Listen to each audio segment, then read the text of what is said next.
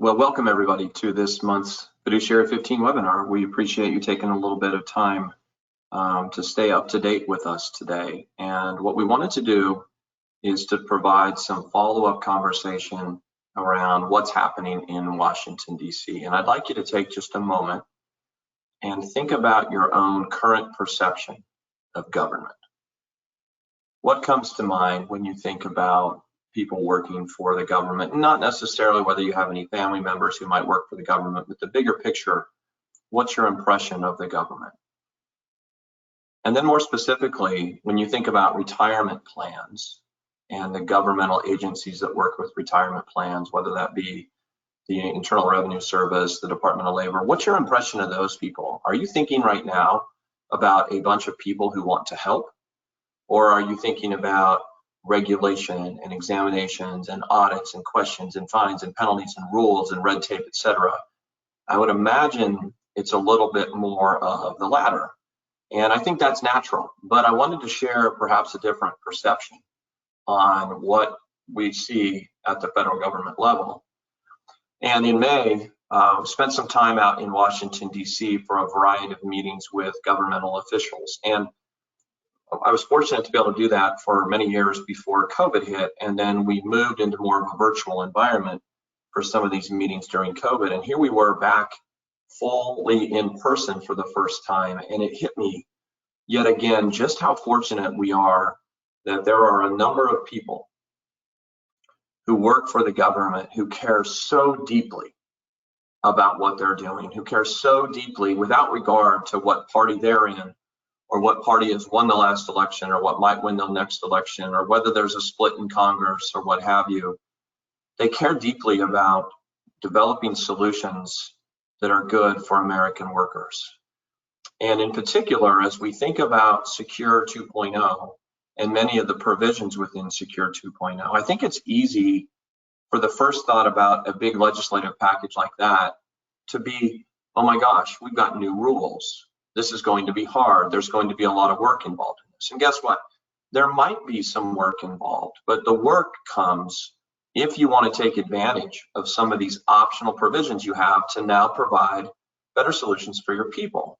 And it was really refreshing to sit in meetings with governmental officials in the Treasury Department building for multiple hours, for example, or in front on a stage at a part of a panel in front of a big group of employee benefits practitioners, and to hear them really care about how they can put guidance out there that will make it easier for you and your service provider partners like record keepers to take advantage of these new solutions available to you. So as we work through some of this upcoming guidance, I want you to feel somewhat uplifted about the fact that there's additional help coming so that we can take advantage of these provisions. And the first of those areas is with respect to the expansion of the self-correction program. So we've talked about this a fair amount in the past, and just a real quick refresher, the IRS has this big correction program called the EPCRS, or the Employee Plans Compliance Resolution System. And within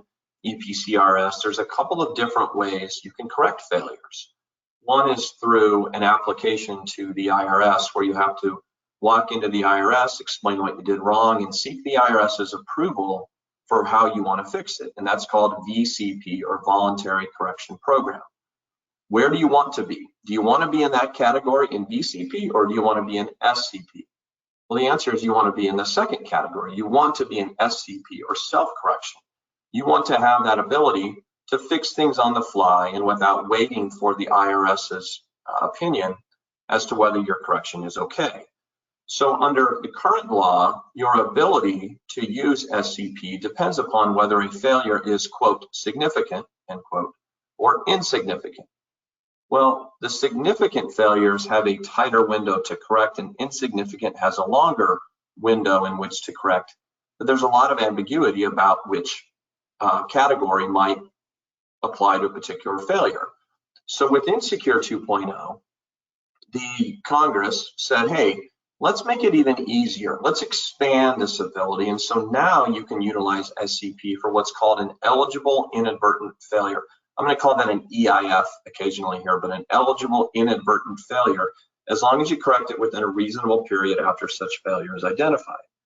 Okay, so that Secure 2.0 was passed in late December of 2022, and by its provisions, it said that this new expansion of SCP was effective now. But when we met with the government about 3 or 4 weeks ago, we talked through with the government a couple of very big open questions. One of those is, how do we interpret and apply the effective date? So if you had a failure that occurred a year and a half ago, can we use this new guidance, this new expanded definition, to apply it to a failure that occurred then? Or can you only use it for failures that occur in the future? And then we also talked about the ability to use a retroactive amendment within SCP. Now, some of you have probably been through that process. Here's what happens. You figure out that you didn't run the plan correctly. And maybe it's not the biggest deal, but you want to retroactively amend the plan so that it matches the practice that was in place. And as you seek to do that, historically, guess what?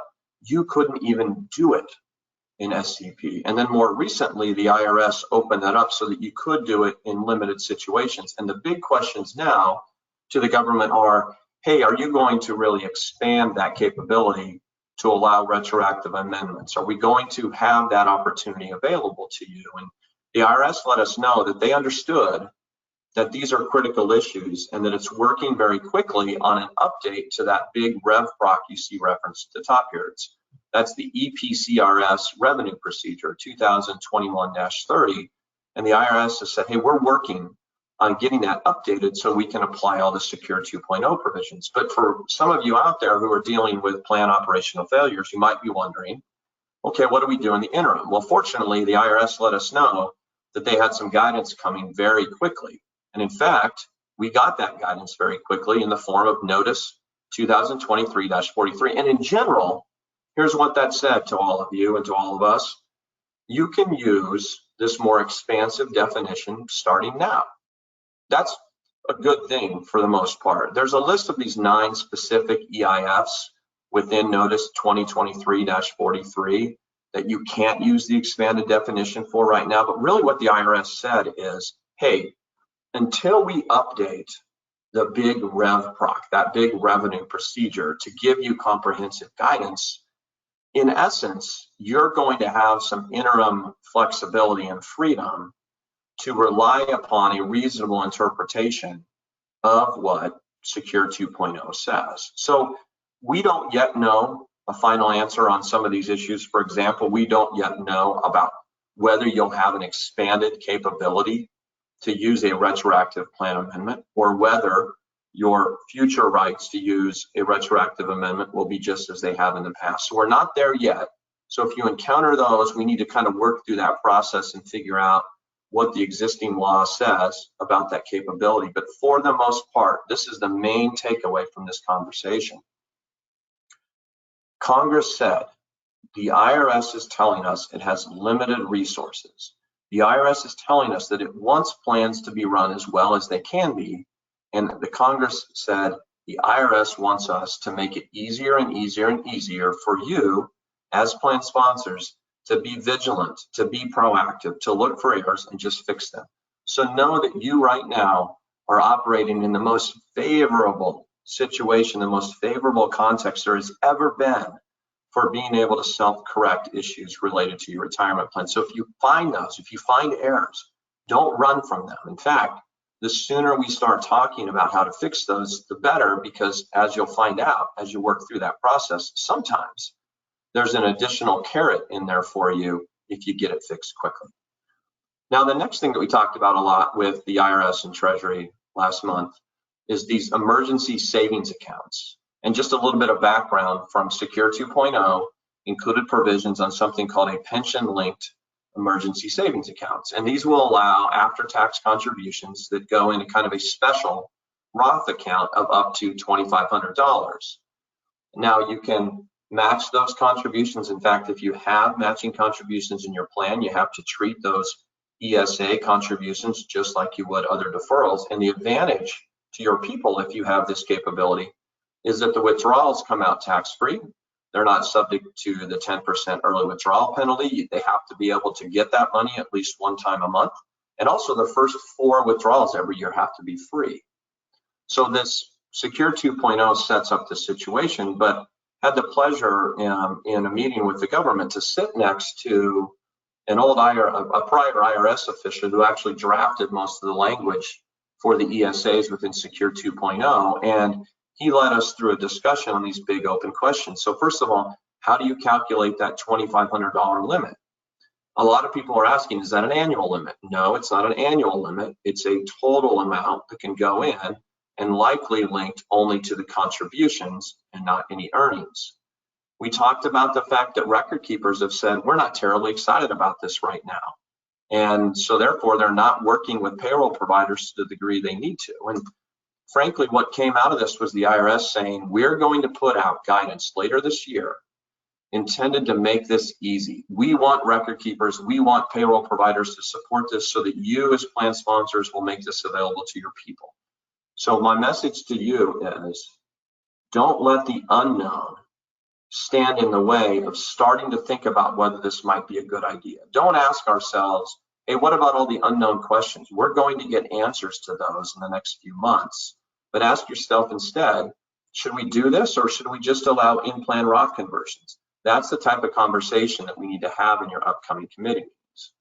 Now, the next item that we talked a fair amount about is the impact of the long-term part-time employee rules on how plan audits and Form 5500s will work. Okay, so we're going to link together a couple different topics. First of all, some of you may remember that back in Secure 1.0, there was a new requirement that said, hey, if you've got long-term part-time people who have worked for you, they put in at least 500 hours for at least 3 straight years, you have to let them defer into your plan.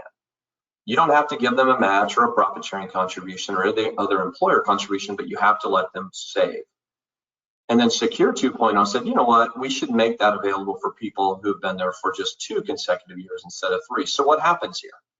Well, as a result, we get more participants. Remember, people who are eligible to participate in your plan are categorized as, quote, participants, end quote, even if they don't defer. Okay, so if you're a smaller employer who's in a position where you are not yet subject to the annual audit and the Form 5500 requirements that kick in when you would have 100 eligible participants at the beginning of the year, this new rule could be a game changer for you, because in a bad way, because it could have inflated the number of participants you have if you have a big part-time workforce. The IRS recognized that and said, whoa, the intention of these rules was not to make things harder on employers of that size, so it's redefined who matters for that 100 participant count. Going forward, the test will be, do you have at least 100 active participants with account balances at the beginning of the plan year? And really the why is everything here. This protects against the new rule from unintentionally boosting a plan up above that small plan threshold. So for those of you who have, 100, 110, 130, 150, 170 employees, this could be really good news for you. Now, we're waiting on this grab bag later this year. And what we're starting to find out from the service is that they're very well aware of what's coming in 2023 and then what will come ahead in 2024. So anticipate that we will get guidance in the next few months that's going to answer many of the questions you have about Roth employer contributions. How will we handle withholding on those amounts? How will we handle reporting? What will the Form W-2 look like? I feel highly confident we're going to get really good answers to those questions. I already mentioned that we're going to get questions or feedback and additional guidance on the ESAs. We're going to get guidance on these de minimis financial incentives to participate in plans. Have you heard about this? The idea that the law now says you can give people small incentives to enroll in your plans. And so the IRS is probably going to say, hey, we're okay as long as that gift card is up to $50, $75, maybe as high as $100, and that will not run afoul of other regulations. And then we've got these key questions about the provisions coming into place in 2024. A lot of people are thinking about matching student loan debt repayments, but I think the number one question on most of your minds about 2024 is this bottom bullet point. Roth catch-up contributions. If you have employees who will make catch-up contributions in 2024, if their wages this year are at least $145,000, those amounts will have to be Roth amounts. I know a lot of you have many, many questions. The service is very well aware of that, and we're going to get guidance to help us understand how that will work. And as we wrap up today, I want to just remind you that we've got 2 upcoming events.